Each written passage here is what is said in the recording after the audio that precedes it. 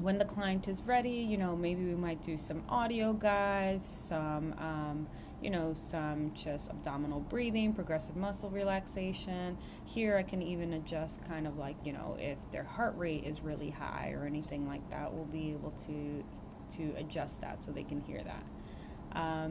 So we're going to have the client go to the stage and we're going to start things off. So here we have the client on stage now, and this is where we're basically going to be challenging the client a bit more. So in the office, I'm actually going to have the client, try to say out their speech. And over here on the side, I can challenge them with spectators who maybe would give them positive feedback. So if I click this, you can see a spectator come up.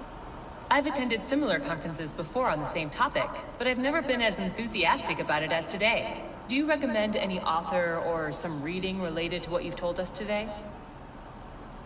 We can even challenge the client a bit more by doing some negative feedback. So we might have some questions that are a little bit harder, or people ask that are a bit more combative.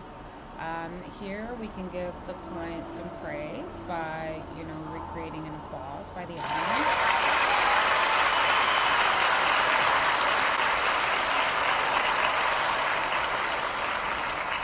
And then as the client is implementing their speech, we can give them some distractors. We can have someone yawn, we can have someone's phone go off, we can have someone laugh at what they're saying.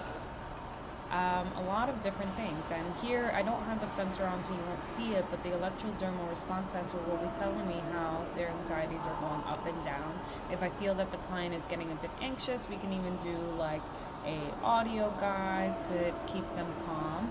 I can even have someone just straight up stand up and leave during their session if that's something that, the client is fearful. So there's a bit more complexities that basically go into that system, which I can control as the therapist, which will adjust the client's experience. So this tool is not meant to replace talk therapy, but it's basically made to add on to it. So in a typical experience, if I'm sitting down with a client, they're talking to me about how nervous they are about a presentation, we can use different environments. So maybe the client has to present at work. There's a scenario where I can make it an office environment.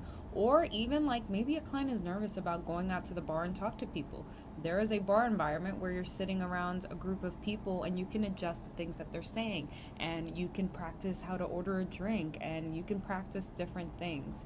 So it's a very cool system, and I hope this gives you some insight into what VR therapy can be used for.